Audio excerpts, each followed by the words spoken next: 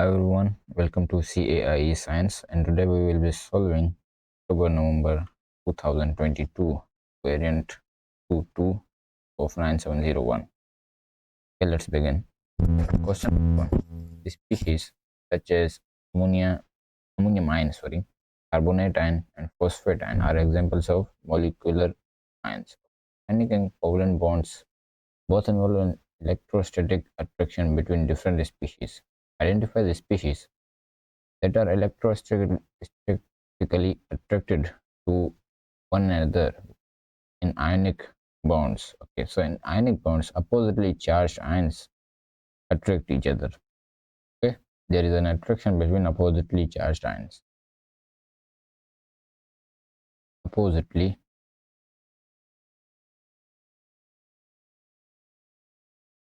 charged ions, or you can say between cations and anions. Okay, in covalent bonds. In covalent bonds, there is an attraction between nuclei of two atoms and share pair of electrons. Okay, like this, nuclei of two atoms and a shared pair of electrons. Okay, so shared pairs of electrons and two nuclei. Okay, moving towards part B, complete table 1.1 to show the total number of protons, electrons in the molecular ions ammonium ion, carbonate ion, and phosphate ion. Okay, so in ammonium ion, total number of protons. So what is the proton number of nitrogen? So if you see from periodic table, nitrogen has a proton number of 7, and hydrogen has a proton number of 1. So nitrogen has a proton number of 7 and there are 4 hydrogens, so the proton number of each hydrogen is 1, so the total proton number of this molecular ion is 11. Okay, and then total number of electrons. So you have a positive charge here on the ammonium ion, so it means it has lost 1 electron, so it has one more proton than the electron, so the number of electrons will be 10. Okay, now carbonate ion. So carbon has a proton number of 6 and oxygen has a proton number of 8 multiplied by 3, so you will get an answer of 30. So you have 30 protons and then you have 2 minus charge, so it means it has gained 2 more electrons, so the total number of electrons are going to be 32. Okay, now phosphate ion PO4. So now the phosphorus has a proton number of 15 and oxygen has a proton number of 8.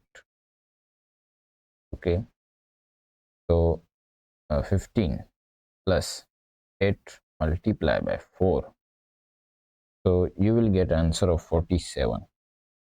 Okay, so 47 protons and you have 3 minus charge, so it has gained 3 electrons, so 50 electrons in total.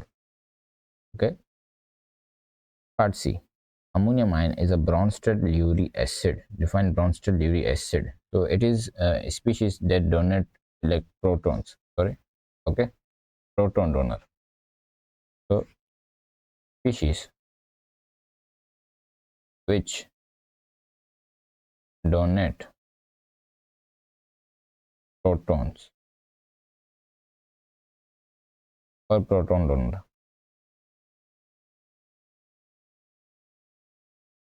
Okay, when ammonium ion is heated with sodium hydroxide, a pungent gas is produced.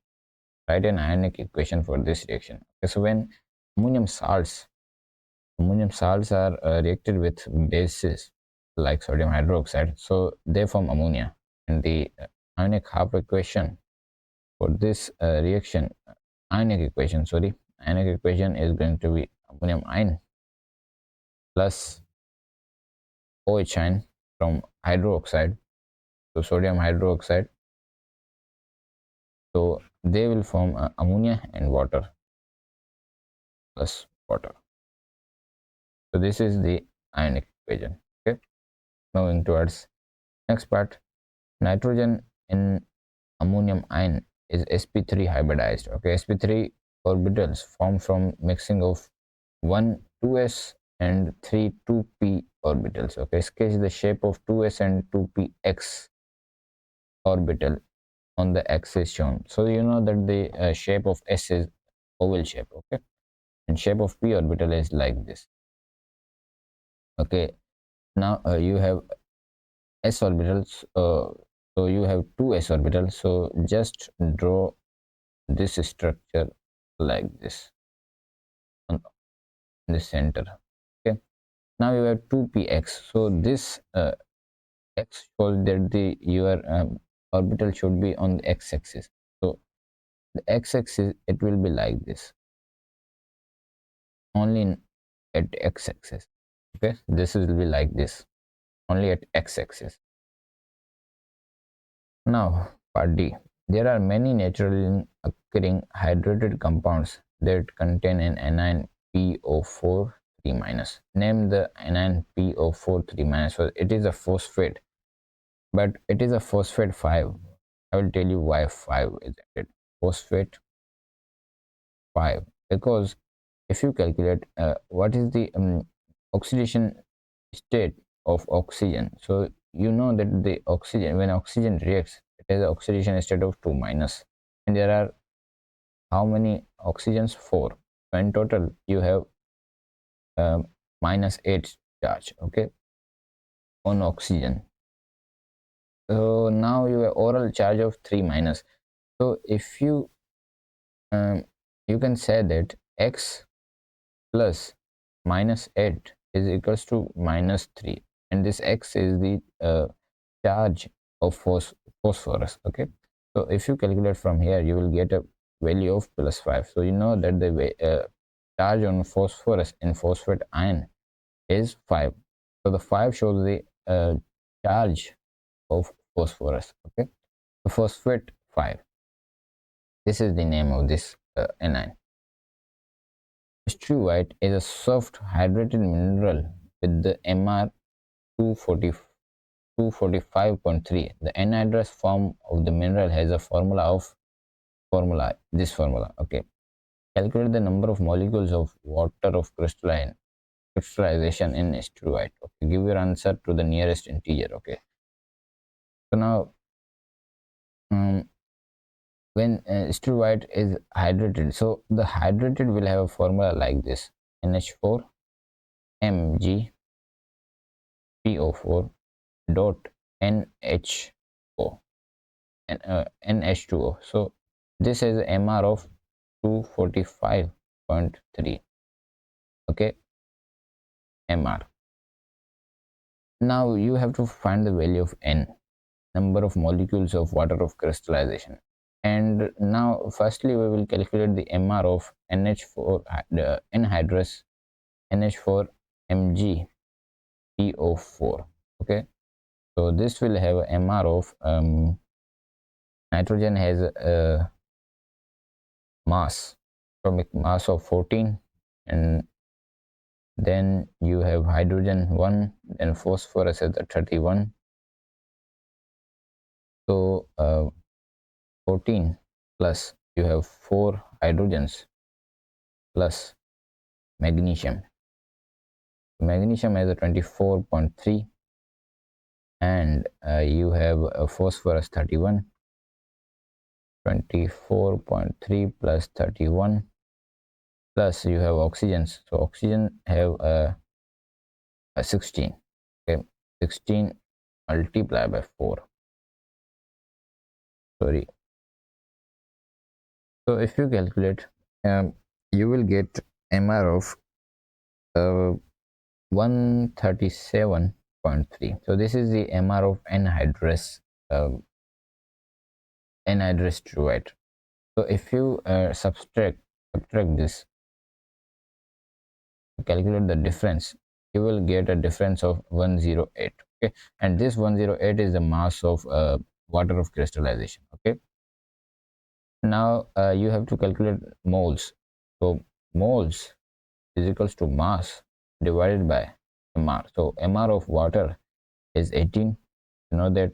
So the answer is 6. So there are n is equal to 6. Number of molecules of water of crystallization 6. Okay, there are 6 uh, moles of water of crystallization. Okay, moving towards next part. Hydroxide ions react with 2-bromo 2-methyl propane. So the structure of 2-bromo 2-methyl 2-methyl propane, like this. This is the structure of 2-bromo 2-methyl propane in a SN1 reaction. Okay, the molecular ion CH3 3 plus forms. This is, by the way, a tertiary carbocation forms as the intermediate in this reaction. Okay, draw a mechanism for the SN1 reaction of OH with 2-bromo 2-methyl propane. Okay, include uh, charges, dipoles, lone pairs of electrons, and curly arrows as appropriate. Draw the structure of organic reactant and products. Okay, now firstly you have to understand that this is an SN1 reaction, and an SN1 reaction is only in secondary and tertiary halogenoalkanes. Okay, so this is a tertiary halogenoalkane. You can see that the carbon which has a halogen is attached to 3 carbon atoms. Okay, and there is no hydrogen. Okay, so this is the tertiary carbocation, and SN1 is a mechanism which happens in 2 steps. Okay, 2 steps. This is a 2-step process. So in first step, this Br bond will break. So let's write the mechanism. Let's say you have this Br here, CH3, CH3, and CH3. So this bromine is more electronegative, so it will attract electrons more, and carbon will be partial positive and bromine will be partial negative. So this is your first step. Then in second step, this OH, the lone pair on oxygen in OH will attack this carbon, positive carbon, and it will form this 2-methyl, you can say, what we will call it, 2-methyl propane 2-ol. Okay, like this. Let's name it. Let's draw the structure first. Okay, so you will get CH3, CH3, and OH, CH3. Okay, so how will you name it? Okay, 1 2 3. Okay, so 2-methyl propane 2-ol. Okay, that's the name. Okay, 2-bromo 2-methyl propane is a tertiary bromoalkane. We know that. Define the tertiary bromoalkane. So it is the CBr bond. You can write the CBr bond is bond CR. Okay, let's write it. The carbon in CBr bond, which is attached to bromine, is bonded to 3 other carbon atoms. Other carbon atoms. Okay, this is your tertiary bromoalkane. Okay. Organic compound M forms when 2-bromo 2-methyl propane is heated with ethanolic OH. Okay, draw the structure of M. So when you NaH is in aqueous, the reaction is substitution, and when the NaOH is in ethanolic conditions, so there is an elimination reaction, and it will form an alkene. So the structure of 2-methyl 2-bromo 2-methyl propane is like this: CH3 and CH3 CH3. So this HBr will now eliminate and it will form an alkene: CH3 C double bond CH3 CH2. Okay, like this. So this is going to be the structure. Okay, let's draw this: C double bond CH2 and CH3 and CH3. Okay, this is the structure. Okay, the HBr will eliminate. So these conditions you have to remember, the conditions. Okay, these are very important. Question number 2. The chlorides of some of the period 3 elements are shown in table 2.1. Okay. Now complete the table 2.1. Identify the bonding shown by each chloride under standard conditions. Use the T for covalent, I for ionic, and M for metallic bonding. And identify the structure shown by each chloride under standard conditions. Okay. Use G for giant and S for simple. Deduce the oxidation state of period 3 element in each of the chlorides. Okay. Now let's first deal with the bonding. Okay. So bonding in sodium chloride, you know that it is an ionic bonding. Okay. Now AlCl3. Now this is a little complicated. I told you in the last paper, the variant of this, in variant 2.1 of this paper, that the AlCl3 has both characteristics. It has ionic characteristics as well as covalent characteristics. But the covalent characteristics are more favorable. But you can write that either it is an ionic or covalent bonding. It has ionic or covalent bonding. I would say write a covalent bonding because it reacts with water. Okay, but these ionic compounds don't react with water; they actually dissolve in water. So, but in marking scheme, it allowed you to write ionic bonding as well. Okay, so you can write ionic bonding or covalent bonding. Okay, moving forward, SiCl4, so it is a covalent bonding, and PCl5 has also covalent bonding. Okay, they hydrolyze in water. Structures.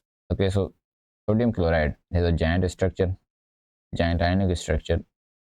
So AlCl3, it has also a giant structure because it has a higher melting point, high melting point. SiCl, it is a simple structure, and PCl5 has also a simple structure. Okay, you have to remember these. Okay, now the oxidation state of period 3 element. So period 3 element, you have a sodium here.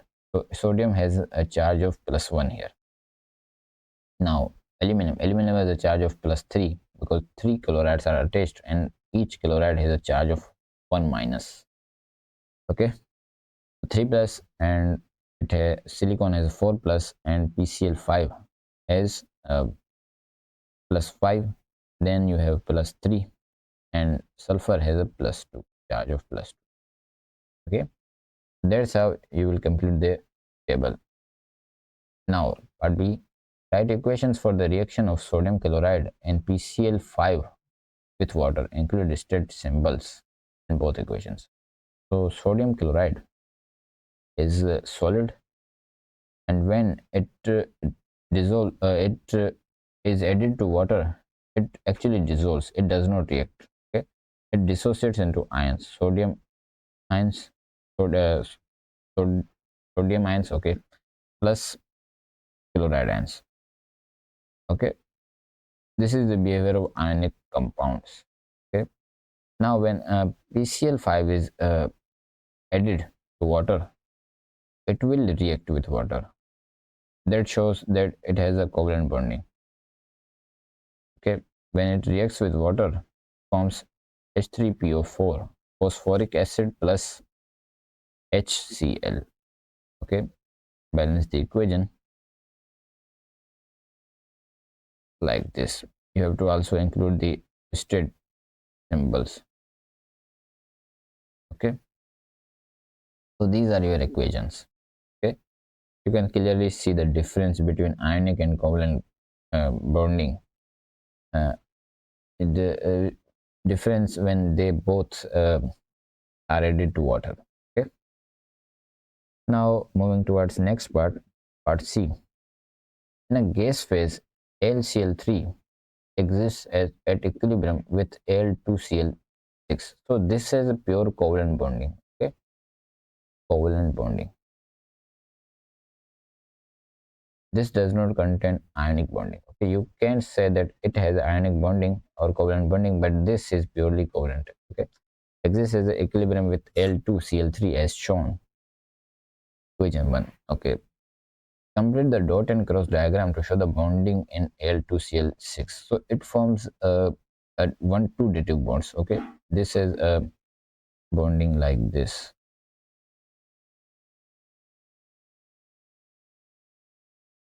So draw this.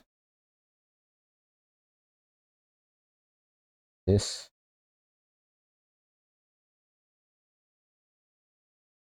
has a structure like this. These two arrows shows that it is a covalent bonding. So now let's draw the structure. Okay, so you have another aluminum here,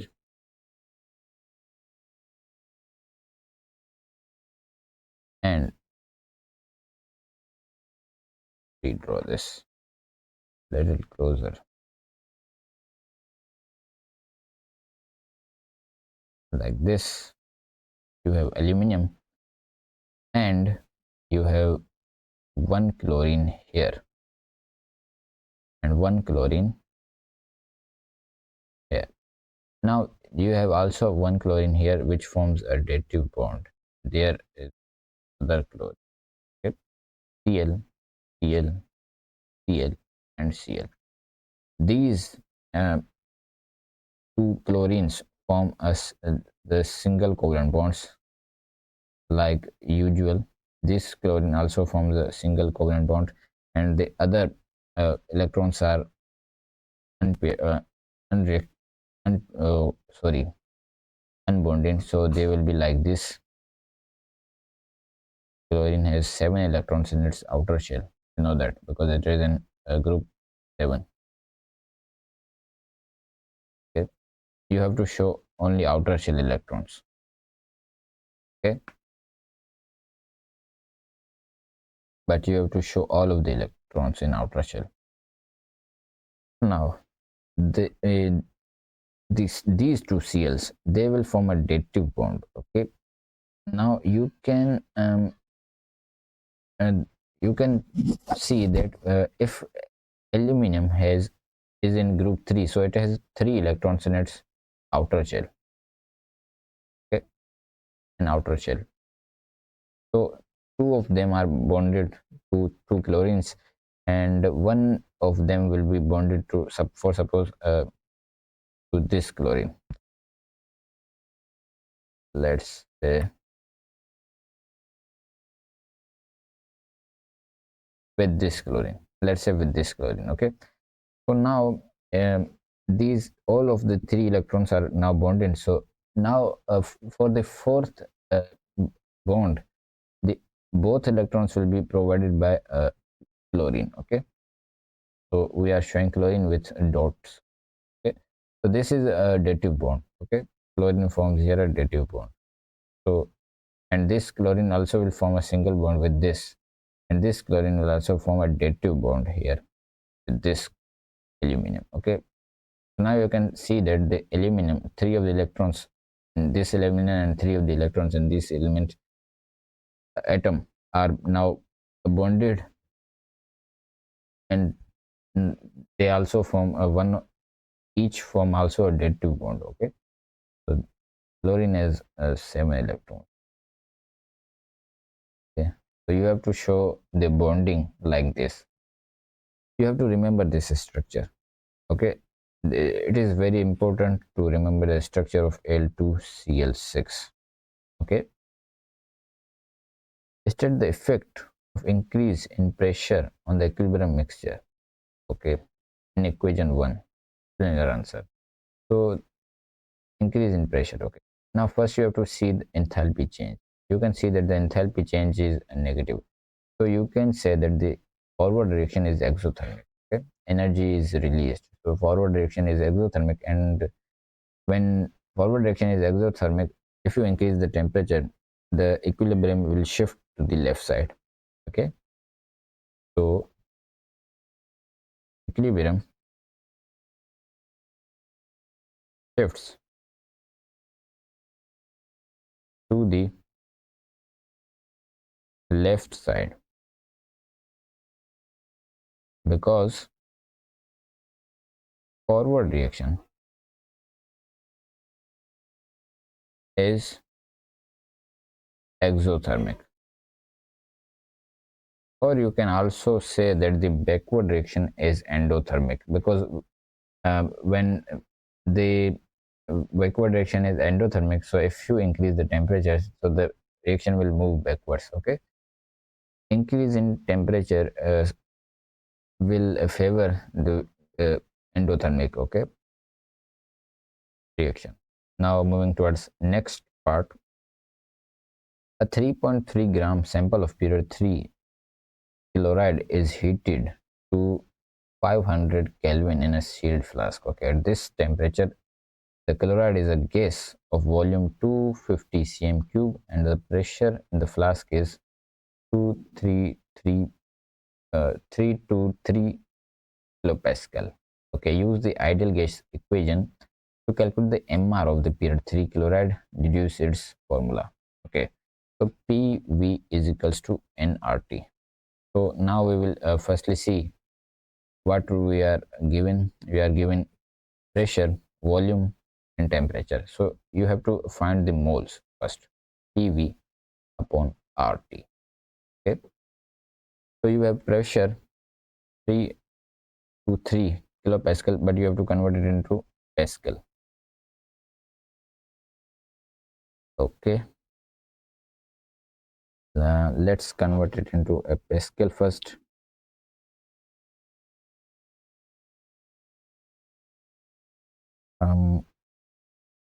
Multiply by 1000, then you have 250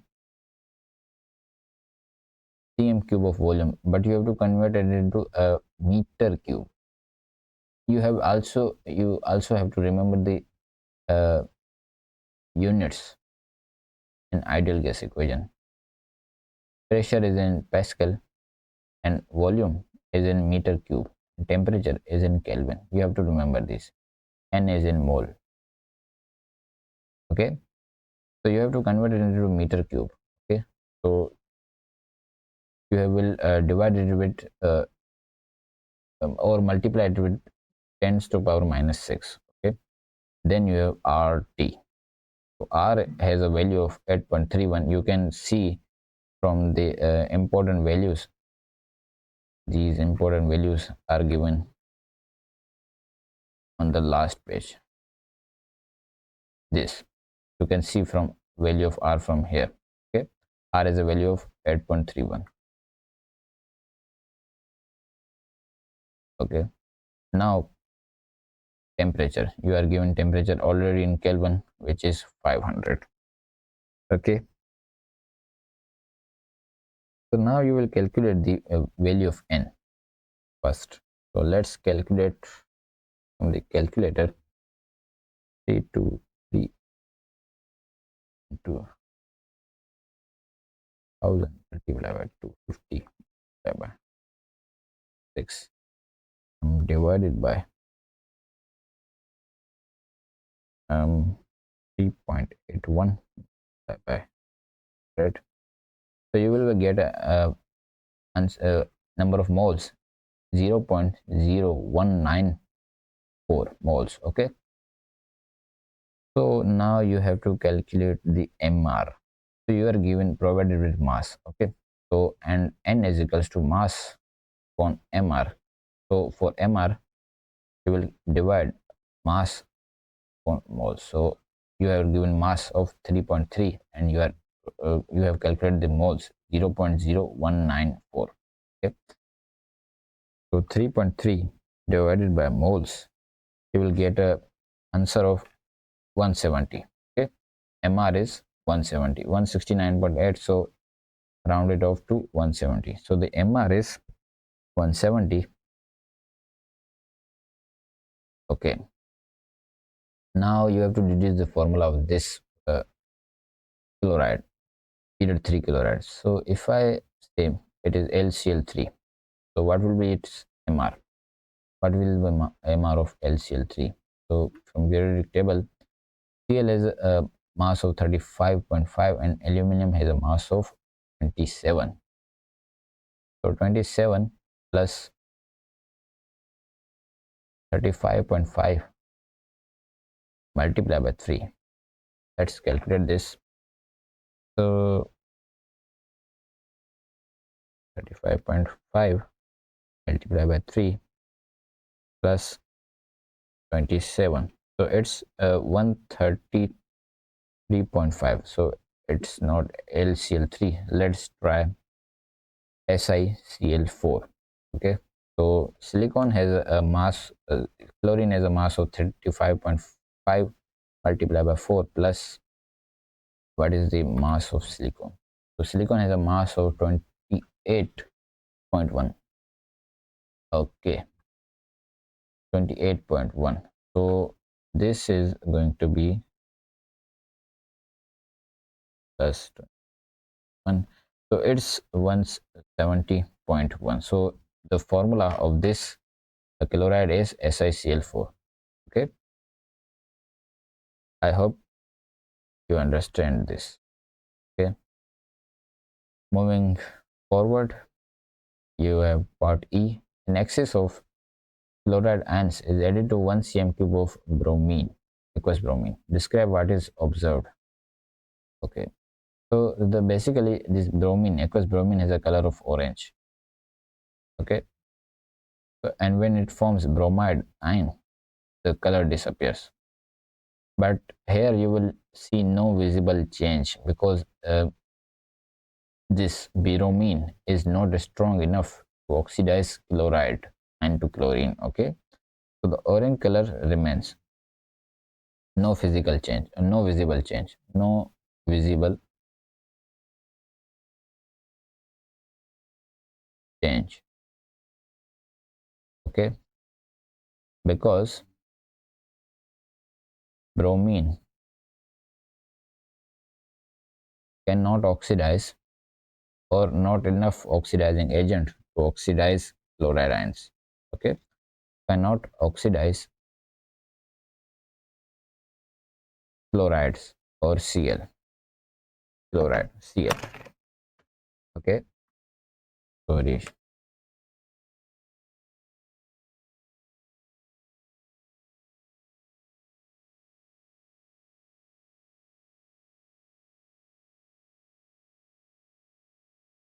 Now moving towards next part, SCl2 has a MR of 103.1 and is a liquid at room temperature. Okay, SBr2 has a MR of 191 and is a gas at room temperature.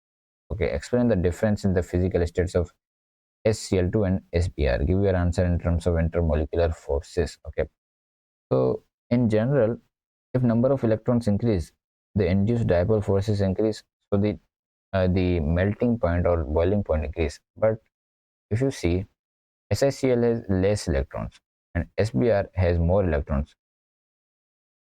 Um, but this SCl2 is liquid at room temperature and this SBr is a gas. So why is that? Now if this trend is not followed, you will now see the polarity. Okay, you will see the in the terms of polarity. So if you see, Cl is more electronegative, so the polarity between SCl will be more chlorine will attract electrons more than in SBr. So the polarity will increase. So it will form a permanent dipole. Okay, permanent dipoles. So the permanent dipoles are stronger than induced dipoles. Okay. So what will you write? Mm, you will write permanent dipoles.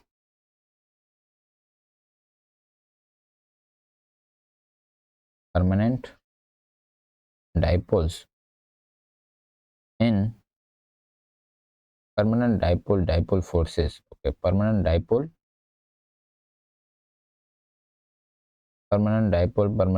forces and SCl2 are stronger.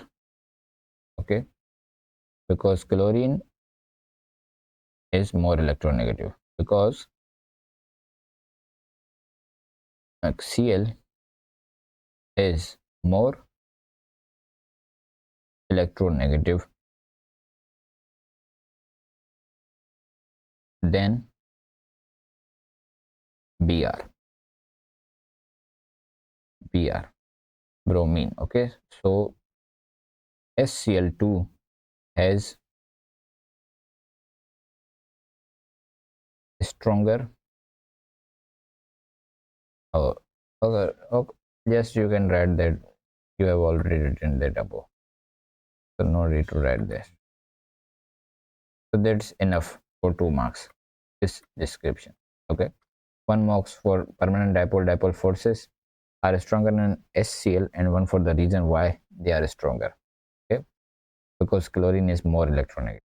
Okay, part F. Bismuth is a dense metal in the same group as phosphorus. So phosphorus is in group 5, but uh, it tells you that the bismuth is a dense metal. Okay, draw a label diagram to show the bonding in bismuth. So it will have a metallic bonding, and metallic bonding is like this.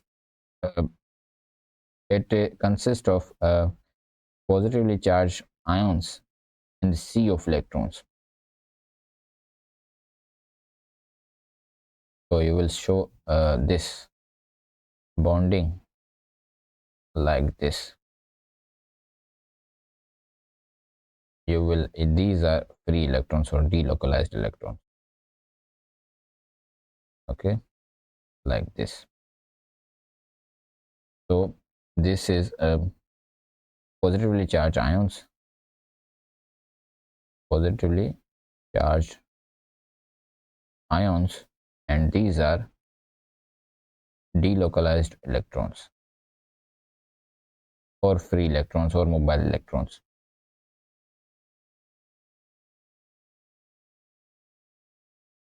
Okay, part 2. Bismuth reacts with chlorine to form BiCl3. Okay. BiCl3 is a solid at room temperature and it melts when heated gently. Okay. BiCl3 reacts vigorously with water at room temperature to form an acidic solution. Okay. Suggest the type of bonding and structure shown by BiCl3. So it will have a simple structure. Why? Because you can see it told you that it melts when heated gently. It is a solid at room temperature, but it melts when heated gently. So it will have a simple structure. Giant structures will have a higher melting point, very high melting point, and they will not melt at gentle heating. Okay, so the structure is, it has simple structure because melting point is low. It has low melting point. Okay. Now BiCl what type of bonding? So it will have a covalent bonding because you can see that BiCl reacts vigorously with water to form an acidic solution.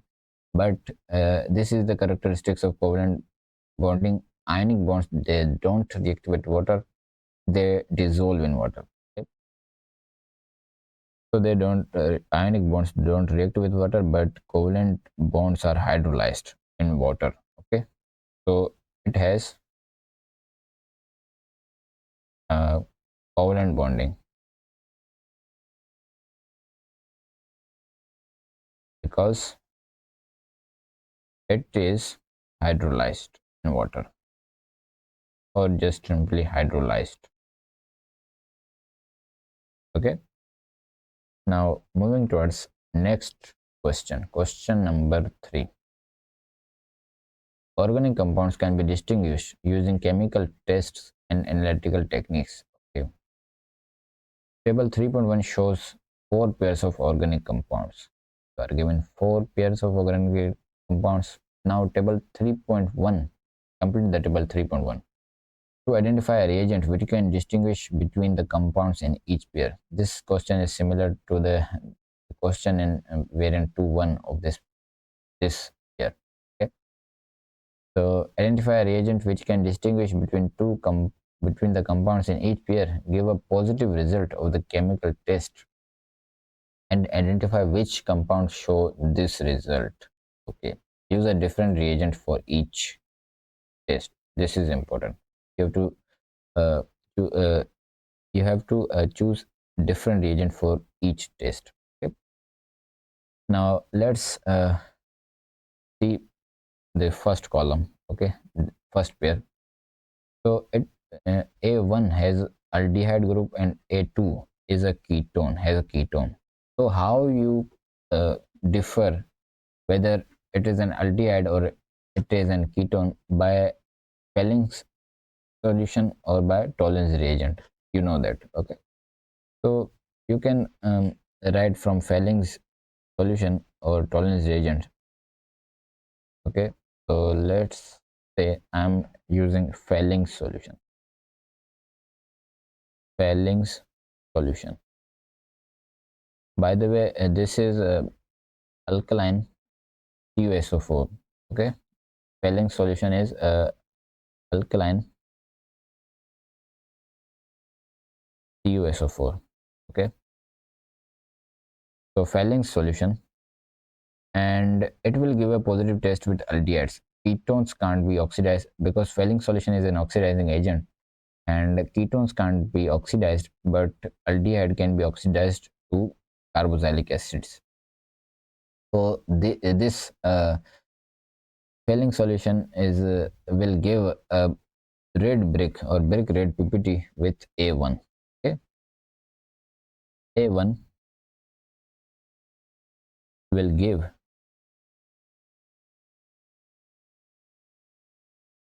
red brick PPT or brick red. You can write as brick red PPT. Okay, now for the second part, B1 and B2, you can see that both of them contains ketone. So how you will differ that it is a B1 or it is a B2? So if you see, this ketone is attached to methyl group CH3. Okay, this is CH3, and you know that you can actually see that whether a functional group is attached to methyl group or not by reacting it with alkaline iodine. Okay, test for methyl, you know that alkaline iodine, aqueous iodine, alkaline aqueous iodine. Okay, you know that this gives a yellow PPT. Okay, so B1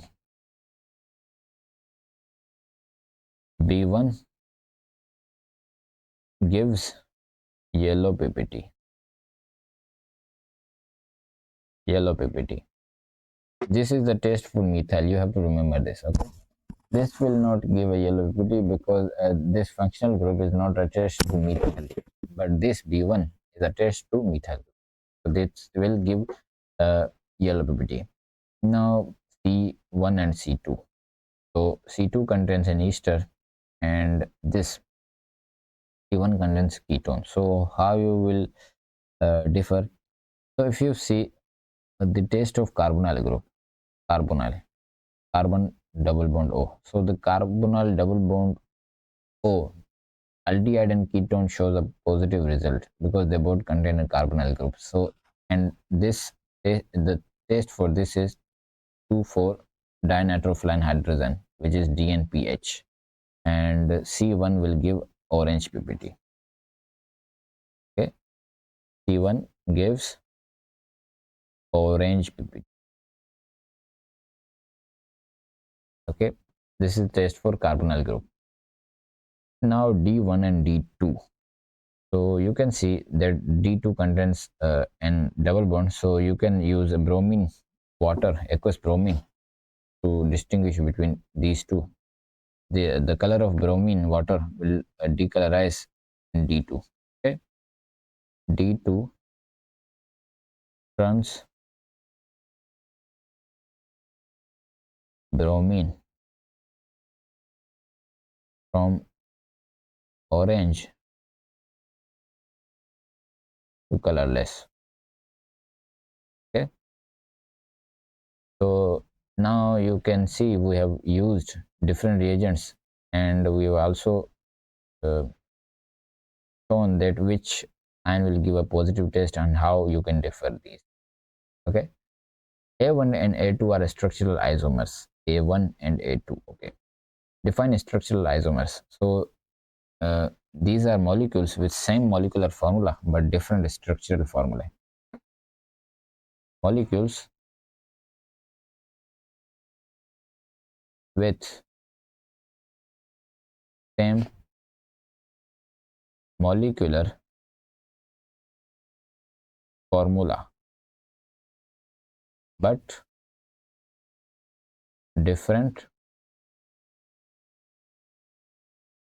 but different structural formula. Okay, moving towards next part, part 3. Give the systematic name of B2. This B2. So this is a ketone 1, 2, 3, 4, 5. Okay, it has a 5 carbons, and the ketone is attached to carbon number 3. So it is pentane 3-one. Okay, pentane 3-one. This is the systematic name of this. This is the molecular formula of D1. The molecular formula D1. What is D1? This is D1. So 1, 2, 3, 4, 4, 5. There are 5 carbons, and then you have how many hydrogens? 2 hydrogens are here, 2 hydrogens are here, and 2 hydrogens are here. So it is 6, 6 plus 3, 9, 9 plus 1, 10.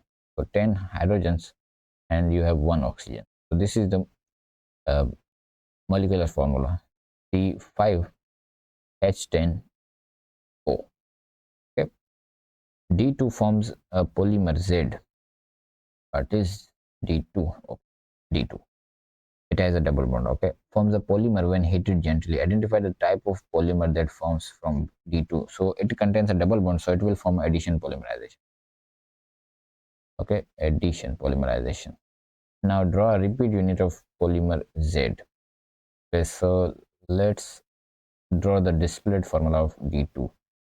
So 1, 2, 3, 1, 2, 3, 4. Okay, 4 carbons. Okay, 1, 2, 3, 4. And this has double bond and OH group here.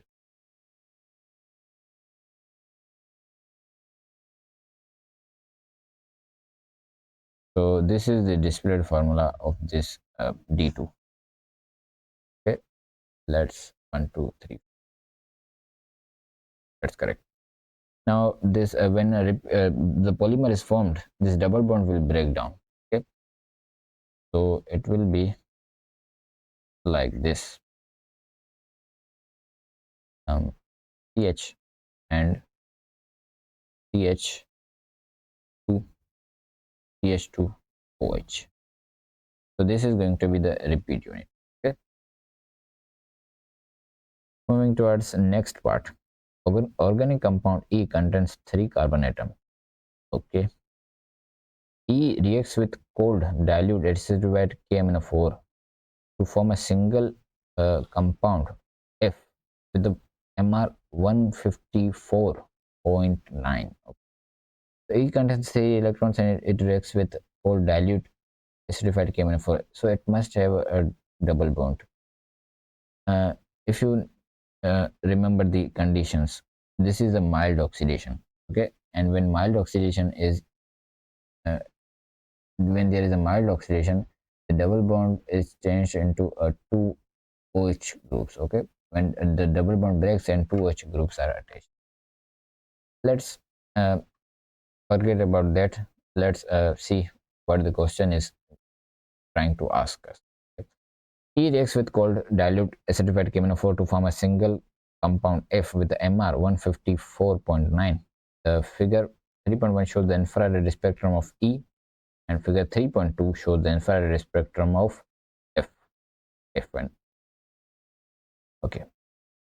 Now you are also given in table 3.2 these characteristic and infrared absorption wavelengths. Okay. Both spectra show absorption between two uh, 2850 and this range, in this range. Okay, both spectra give observations in this range owing to CH bonds in each molecule because they both have CH groups. Use the infrared spectra and table 3.2 to identify the functional group present only in E. Okay, explain your answer referring only to the absorption at frequencies greater than 1500, sorry.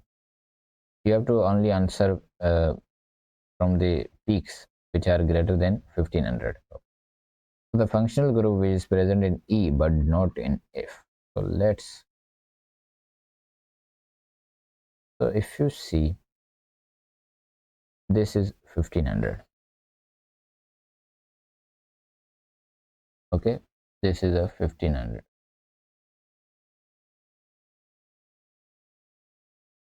So this is a 1500.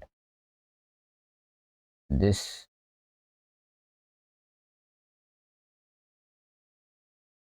okay.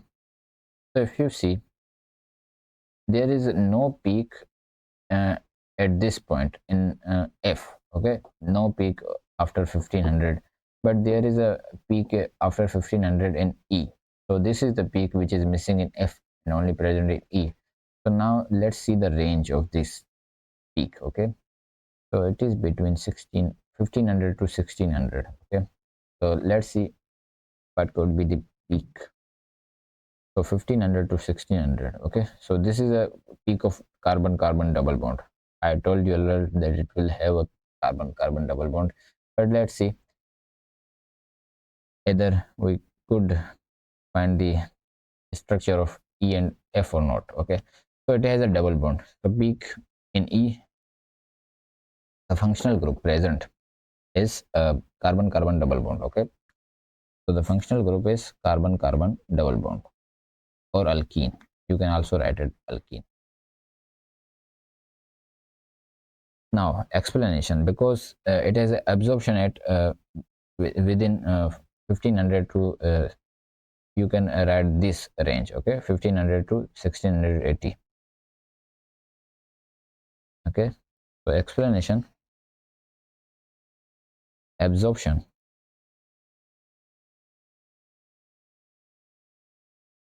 within 1500 to 1680 cm cube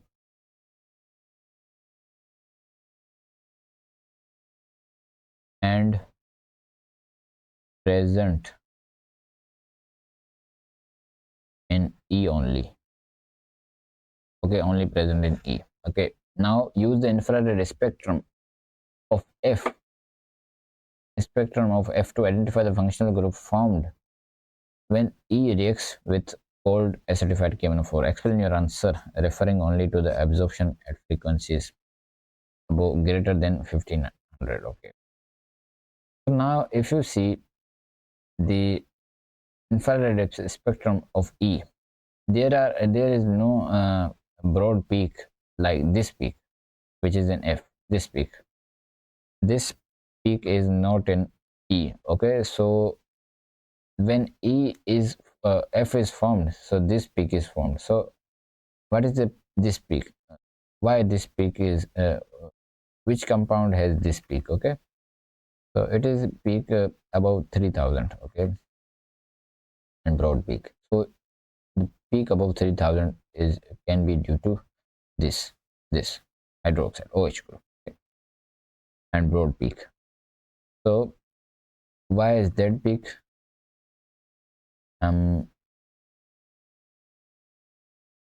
This okay, so the functional group which is present is OH group, because when in mild oxidation the carbon carbon double bond breaks and OH group is attached. Okay, so the functional group which is present is in F is hydroxy or OH group or alcohol group.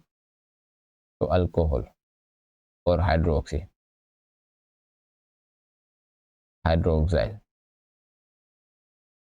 Okay, because broad peak, broad absorption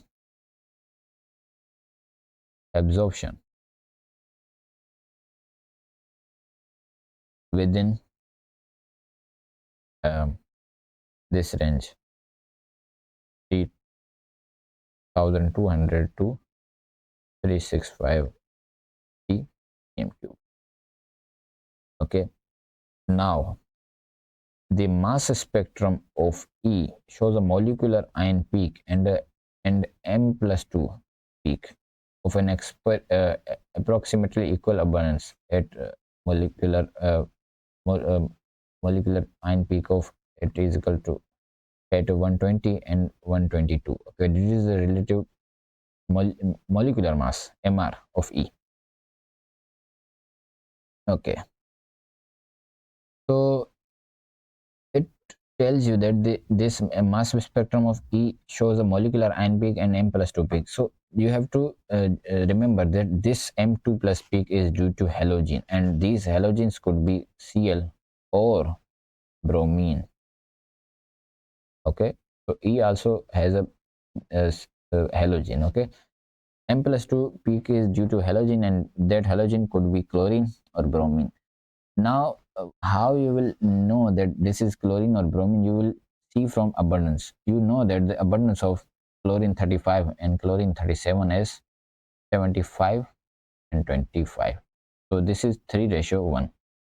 Okay, but the abundance of bromine is 79 and bromine 81 is approximately 50% each. Okay, so ratio is 1:1, approximate ratio.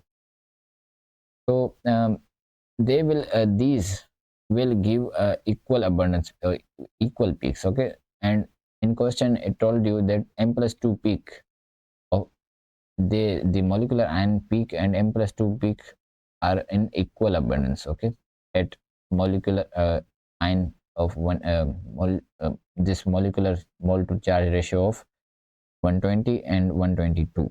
So deduce the molecular formula. So now you have two isotopes. So what is going to be the molecular formula? You will calculate the molecular formula by how you calculate the molecular formula. You will calculate it by just you have by dividing it by just adding them and dividing them by 2. So 120 plus 122 divided by 2. So you have MR of 121. Okay, so this is a MR of E. Use the information in C to suggest the structure of E. So now you know that in E you have 3 carbons, 1 carbon carbon double bond, and you have also a bromine. Okay, so 3 carbons. So it will have a structure like this. This is a double bond as well as a bromine. Let's attach bromine here. So it could have a structure like this. Okay, like this. So you can draw a suggest a structure. So this could also be the structure. Mm, this told you that this E has 3 carbon atoms. Okay, E contains 3 carbon atoms, right? And you also found that it has three a functional group, this carbon-carbon double bond. So the structure of E is going to be like this. Okay, CH3. You can suggest the structure CH2 double bond CH, then CH2 Br. Okay, or you can also draw a skeletal formula like this. Okay, both are correct. Now moving towards next part, complete the equation for the reaction of E with cold dilute KMnO4 to form compound F. In equation, uh, this O represents cold KMnO4 because this is an oxidizing agent. So this reacts with C. E. So what is the molecular formula of this E? So there are 3 carbons, C3, H5, okay, H5 and Br.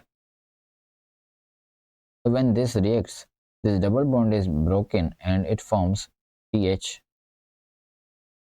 and this double bond breaks and OH is attached on both of the carbons. Okay, so this is your mild oxidation reaction, and you have to remember this reaction and conditions as well. Okay, this compound will form. So CH3, CH 1, 2, 3, 4, 5, 6, 7, 8, 7, sorry, 7 HBr O2. Okay, so this is the compound which forms. So you have to balance the equation. I think the equation is already balanced. Okay, okay. Now moving towards next part, D. C2 can be synthesized using A1. Okay, this C2 can be synthesized using A1 as a single organic reactant. Okay, you only have to prepare C2 from A1 only. No other reagent is required. Okay. Devise a multi-step synthesis route to form C2 from A1. Okay, identify the relevant reagents and conditions and state the organic products of each step. Okay, so to form an ester, you need a carboxylic group and alcohol. Okay, or yeah, carboxylic group and alcohol groups. So they both react to form esters. But there in A1 you have aldehyde. So if you reduce this aldehyde, you will get a OH group, okay, and alcohol. And if you oxidize this aldehyde, you will get a carboxylic group, okay. Then you can react this carboxylic group and OH group. These both reactants, they both can react to form an ester, okay. So if you reduce this aldehyde, you will, which alcohol you will get? 1, 2, 3. So you will get like this alcohol, 1, 2, 3, and yeah, this alcohol. And if you oxidize this, you will get this carboxylic acid group. And when they both will react, they will form C2. Okay. So firstly, you have to divide this A1 into 2 portions. Okay. Divide A2 into 2 portions. Okay. Now in first portion, you will try to form this alcohol.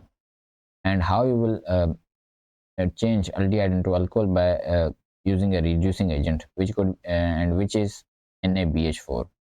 Okay, so divide A1 into two portions. In one portion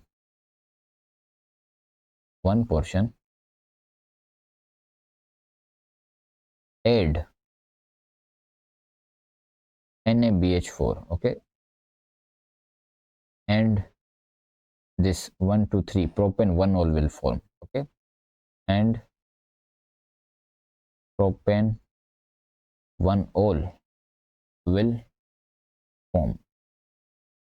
Okay, now in the second portion you have to change it into carboxylic acid, aldehyde to carboxylic acid. So you have to oxidize this aldehyde. Okay, so in the second portion add acidified, sorry, my pen is just not working smoothly. Add acidified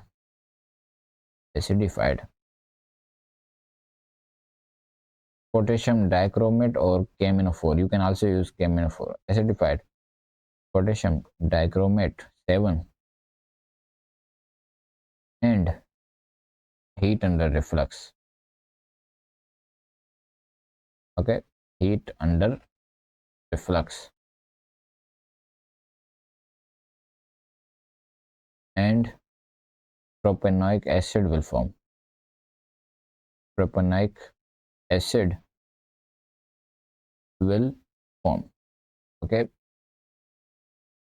now the propanoic acid and this propanol, they both will react to form the C2, and C2 has a what is the name of C2? You can uh, deduce 1 2 3 and 1 2 3. So this is propyl propyl propanoate.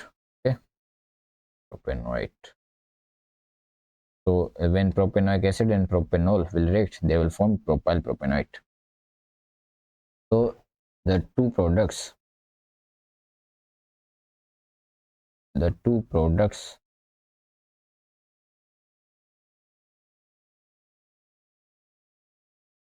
will react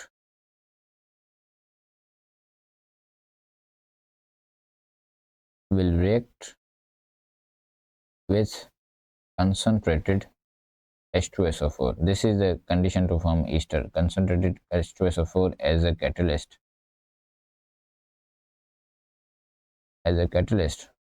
to form C2. Okay, so that's how you can form C2 from A1 using as a single reagent, organic reactant. Okay, so this is all. I think this paper is over. Yeah. Okay, so I hope you have understood everything, and if you have any queries you can ask me in the comments. Okay, thanks for watching everyone, and if you haven't subscribed my YouTube channel, do subscribe and like the video, and thanks for watching.